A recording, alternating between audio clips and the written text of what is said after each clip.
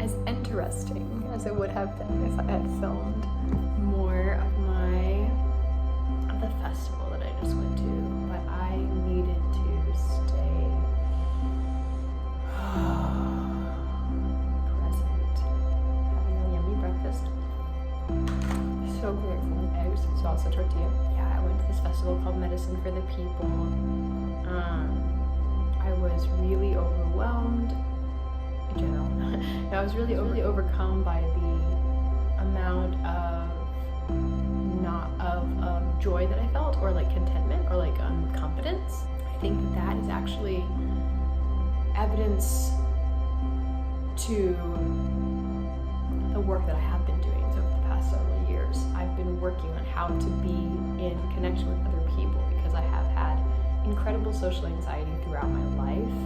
And then as soon as I began going on a kind of specific healing spiritual path with Wicca and ecstatic dance, and I guess I latched onto that as another reason to have difficulty socializing. I noticed I had a lot more confidence in interacting with people, like easy joy. There's a lot to be said for that. One is that I knew a lot of these people, like tangentially, from these other ecstatic dances and things like that. And also it was a very good environment for me, like everyone's intention there was very aligned with mine, similar to mine, wanting to talk about intention and service and spirituality. You get a chance to be activated, but then you're constantly in meditation, in prayer, in intention setting, and like it's a way to please tell your psychiatrist to prescribe you a prescription to a festival. A good intentional one, you know. Chill? I don't know. Well, I don't even think I know what I was gonna say. So at the retreat, right? There was this person in this one tent one night. We were kind of having tea and talking, very meditative, and they were sharing a bunch of their life experiences, and they're an immigrant from Hungary. And one thing that they were saying very insightful things and very cool things about their experience living in Hungary and moving to the States. And when I shared my experience at Texas State, they shared some insight about like what they've noticed about American culture versus other cultures that actually really helped me, because it made me realize there's a culture-wide thing in the States, in America, that I don't necessarily resonate with. But another thing that they shed some light on was that people going to college, they said people going to college, they said don't forget that these people are like still children, like their brains are still forming, and a lot of people don't know what they like or what they want yet, and who they are, and so that causes a lot of like normativity and blending in, and a lot of resistance to authentic conversation and connection. Because the other thing that he said is people who have a fear of commitment in the United States. And he said, you know why? And I said, why? He said, because he said people have a fear of commitment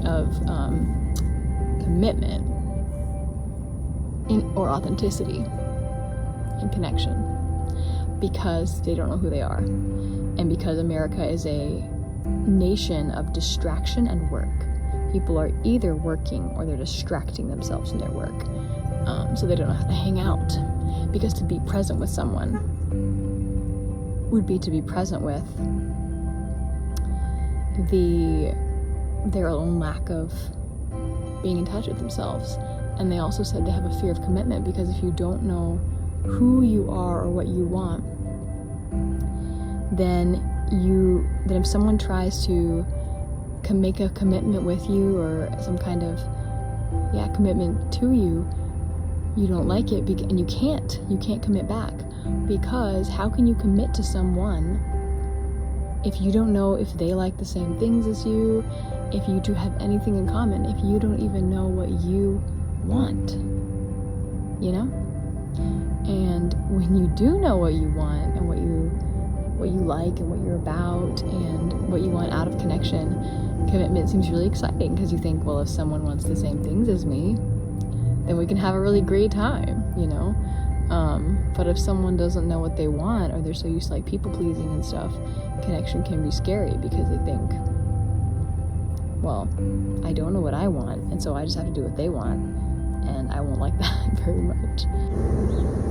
I see now, after sharing that connection with so many people, and them just being like, thank you, thank you, thank you, thank you. You know, like, my medicine and my way of being is incredibly needed.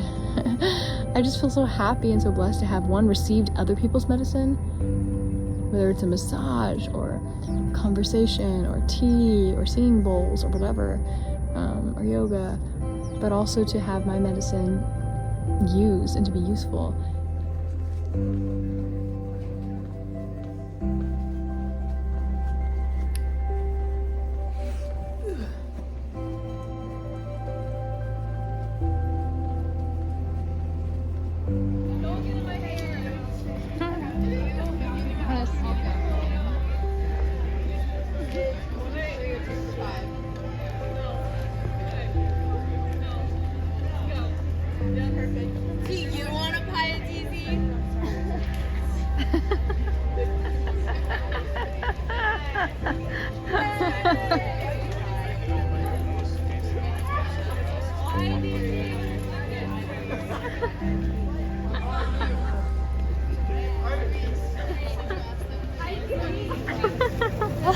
I got my grades back from anthropology, and I don't love them.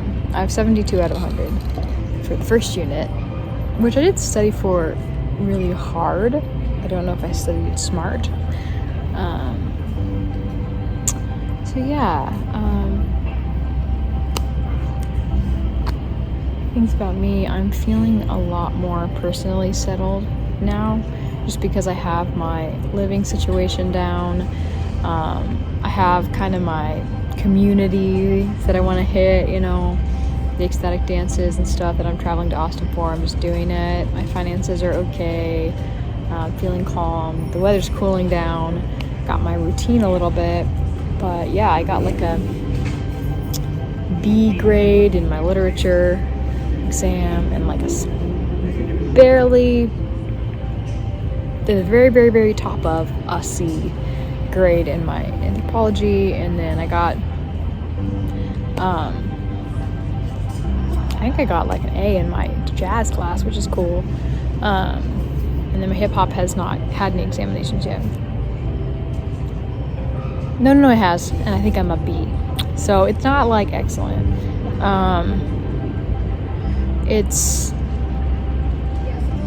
The anthropology, I'm kind of realizing like I don't have a really good grasp on how to study. My dance classes, like being a beginner at those things, I was just feeling so, what do you call that? Taken down a notch. But I think I've accepted where I'm at, that I'm a beginner, and we're gonna work on it. You have to, practice to work on it. And there are other things in my life, like this isn't the only thing. So I'm determined to not make my depression and how much I suck at hip hop in my class tonight deter me from going to social things afterwards, because that's what's been happening. I've been like, I'll go to class and then I'll just get hit with just like, oh my god, I suck at this. And just be so put out that I would skip going to my social events and, scared. When you don't have a win, sometimes it just makes you like, oh, and all those people are going to hate me too, and it's just going to be bad. But we're not letting that happen tonight. We are going to go to the social thing no matter what. And I've said it now, so I can't avoid it. So hold me to it.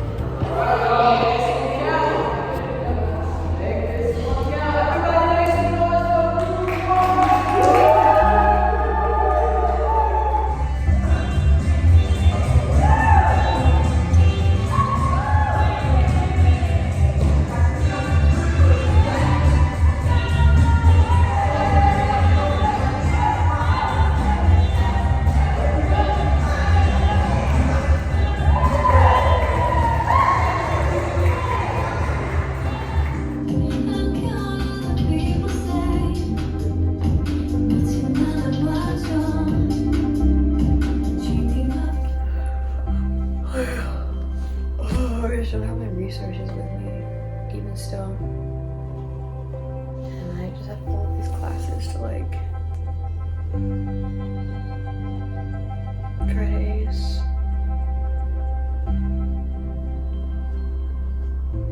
I want to, I just want to go study somewhere else. Like a church or a yoga studio.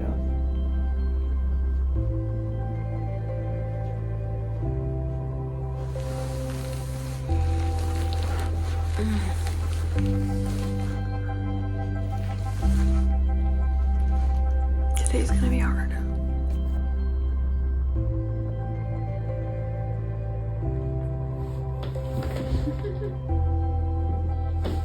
What you doing, little guy?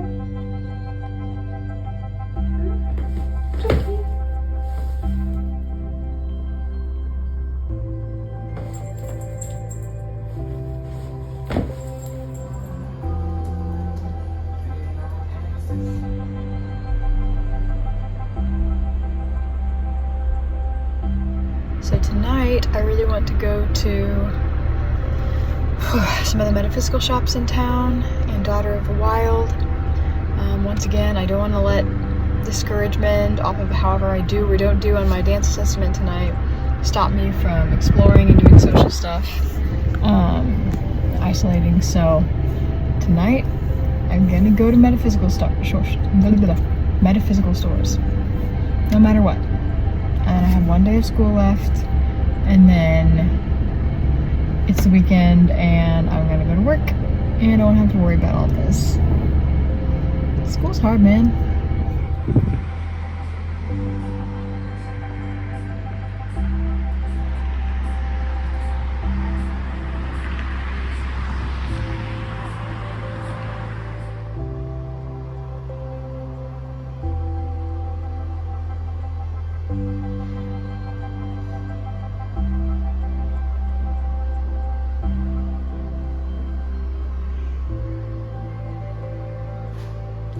In years of drought, on stage through October 1st. Tickets at zachtheater.org. Last show today. Support comes from Roborock. Turn right onto Georgian Drive. 7 Max Ultra Robotic Vacuum, which provides a hands-free cleaning experience. Like overpower this guy, or it's more just to like get away and do something sneaky and like. Yeah, it's more to get away. So it's a move. 89 Target stores across the U.S. Participating Target locations. In a quarter mile, turn right onto South I-35 Frontage Road.